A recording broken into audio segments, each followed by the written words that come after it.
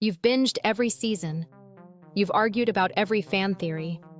But what if the biggest clue for the Stranger Things finale has been hiding in plain sight this whole time? Forget the timelines, forget the D&AMP-D manuals, and forget what you think you know about Vecna. The key to the whole series, the secret of the Upside Down and the show's real final boss, comes down to one single, overlooked object. Today, I'm going to show you how this one detail completely rewrites the past, present, and future of Hawkins, and reveals the true, shocking ending of the series. All right, before we get to the big reveal, let's lay out the case. The single biggest question the Duffer Brothers still haven't really answered is the most important one. What is the Upside Down? For years, we've all debated it. Is it a parallel dimension that's always been there? Is it a nightmare created by Eleven or Vecna? Or is it just a dark reflection of Hawkins, a kind of paranormal photocopy stuck on November 6, 1983? The show has thrown evidence for all of these at us. In Season 1, it seemed like a parallel place. But in Season 4, when Eleven blasts Vecna into another dimension, he doesn't land in a creepy Hawkins. He lands in a chaotic, primordial hellscape of rock and red lightning. There, he finds the raw material, the shadow particles of the Mind Flayer, and starts to shape it, to force his will on it. This has led to the most popular theory. The Upside Down was just a formless void until Vecna arrived and molded it into a twisted version of his old hometown. But there's a huge flaw in that theory. It assumes Vecna did all this on his own, with nothing but the power of his mind. But what if he had help? Not from a person, but from a piece of tech? What if the Upside Down looks like Hawkins not just because of Vecna's memory, but because he's using a powerful piece of hardware to broadcast his consciousness into reality? This is the core of our investigation. And the first clue has been right there all along. Let's zoom in on Season 4. Specifically, the Hawkins High AV Club Room. It's a goldmine of 80s tech. But tucked away on a shelf is a very specific piece of equipment, an SDR-85 shortwave radio. It looks like a standard, if slightly fancy, ham radio. The kind of thing you'd find in a high school electronics club. You'd barely give it a second glance.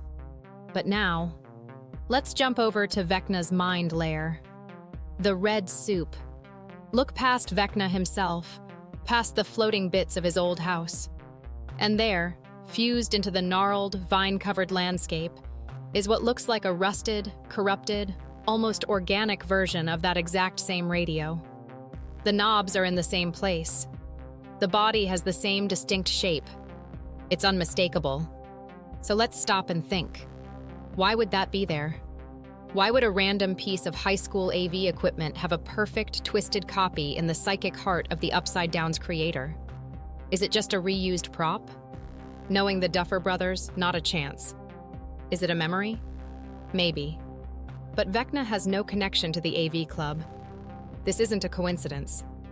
This is a clue. This radio is the loose thread that, when you pull it, unravels everything. It connects Hawkins' lab, the prequel play The First Shadow, and the very creation of the Upside Down itself. To understand the radio, we have to go back, way back, before 11, before the Hawkins lab we know. We have to go back to 1959, which is the setting of the official Stranger Things prequel play, The First Shadow. The play is canon, developed right alongside Season 5, and it drops some critical backstory on Henry Creel and Dr. Brenner. The play reveals that as a young boy in Nevada, before moving to Hawkins, Henry Creel stumbled upon stolen tech from a secret military experiment. This experiment was Dr. Brenner's early attempt to replicate what happened to the USS Eldridge, a ship that was supposedly zapped into another dimension called the Abyss back in 1943. When young Henry came into contact with this stolen tech, it activated and threw him into that other dimension for 12 hours. He came back, changed. He now had psychic powers and a terrifying new connection to the dark entity that would become the Mind Flayer. So what was this technology? The play is a little vague, but it was all about opening portals and trying to communicate with other dimensions. And what's the most basic tool for long-distance communication? A radio. Here's my theory. The SDR-85 isn't just a radio. It's an experimental piece of psychic hardware developed by Brenner's program, let's call it Project Indigo, back in the late 50s. Its purpose wasn't just to receive signals. It was designed to amplify and broadcast psychic energy. This was the tech Henry was exposed to as a kid. This is what seeded his mind with the power to not just reach into other worlds, but to project his own consciousness into them. This is why Vecna has a version of this radio in his lair. It's the original prototype, the source of his power to shape reality. And the one in the AV Club? It's a later commercial model. Its true origins hidden, just sitting there. A loaded gun waiting to be fired. This brings us to the core of the theory, the moment it all clicks. What if the Upside Down isn't a physical place that Vecna found and redecorated? What if the Upside Down is a broadcast? Think about it. When Eleven banishes Henry Creel, she doesn't just push him into a neighboring reality. She shoves him into the raw static between worlds, that chaotic, formless hellscape we see in the flashback. But Henry doesn't just survive there. He conquers it. How? He uses his innate psychic ability, supercharged by his knowledge of that radio technology, to project his own mind, his memories, his hate, his twisted vision of Hawkins, into that empty void. The Upside Down is a signal. It's Vecna's mind, broadcasting 24/7, creating a stable, tangible, psychic echo of reality. He's the transmitter, and that corrupted radio in his lair is the amplifier making it all possible. The dimension isn't a mirror of Hawkins. It's a psychic frequency burned onto a pocket of space. The vines, the spores, the hive mind. It's all just part of the signal, the physical form of his parasitic consciousness. This completely reframes his plan. He doesn't want to just open gates to Hawkins. He wants to boost his signal. He's trying to achieve full broadcast saturation, cranking up the volume until his nightmare overwrites our reality completely. It's a hostile psychic takeover. Okay, just take a breath. Let that sink in for a second. If the Upside Down is a broadcast, every major event in the show suddenly looks different. If your mind is officially blown right now, do me a solid and hit that like button. It really helps the channel. And if you want more theories breaking down the endgame of Stranger Things, make sure you subscribe. Let me know in the comments, am I crazy or are we finally cracking the code? Once you start seeing the Upside Down as a broadcast signal instead of a physical place, everything falls into line. Let's go back to Season 1. How could Will talk to Joyce through Christmas lights? It was never just a weak spot between dimensions. He was hijacking the broadcast. The Upside Down is a psychic wavelength, and electrical systems are natural antennas for it. Will wasn't just blinking lights. He was manipulating the energy of Vecna's broadcast, pushing messages through the static. What about the hive mind? It's not just a telepathic link. It's a network protocol. Vecna is the server, the Mind Flayer is his operating system, and all the creatures, the Demogorgons, the bats, the vines, are just devices connected to his network. They aren't just following orders, they are literal extensions of his broadcasted will. When one gets hurt, they all feel it because they're all part of the same unified signal.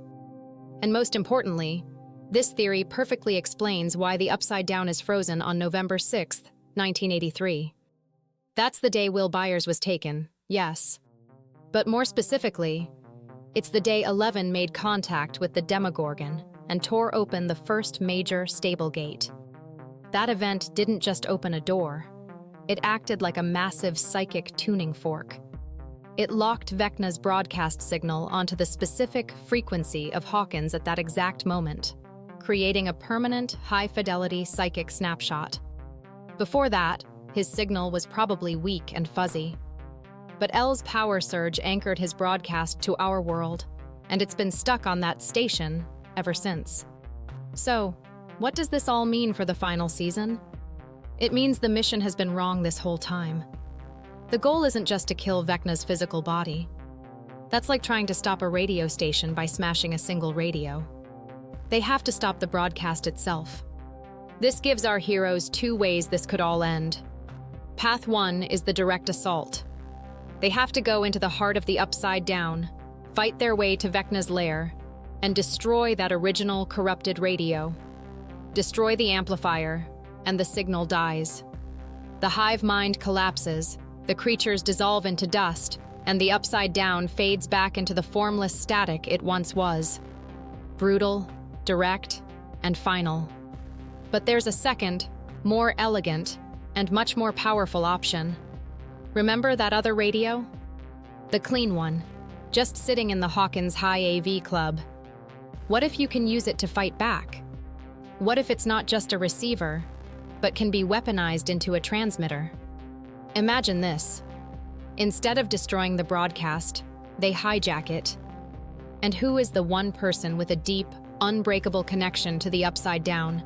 The boy who survived being inside the signal for a week. Will Byers. Will has been a victim of this broadcast for years. What if, in the final act, he becomes its master? What if the team uses the AV Club radio, supercharged by Eleven's power, to let Will broadcast his own signal? A signal built not on hate, but on love for his friends.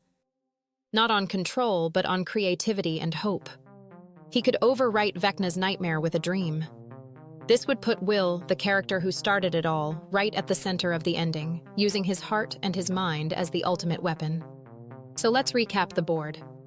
The impossible radio, appearing in both the AV Club and Vecna's lair, is our smoking gun. It connects to the psychic amplification tech from the first Shadow prequel, which leads to our big theory. The Upside Down is not a place, but a psychic broadcast.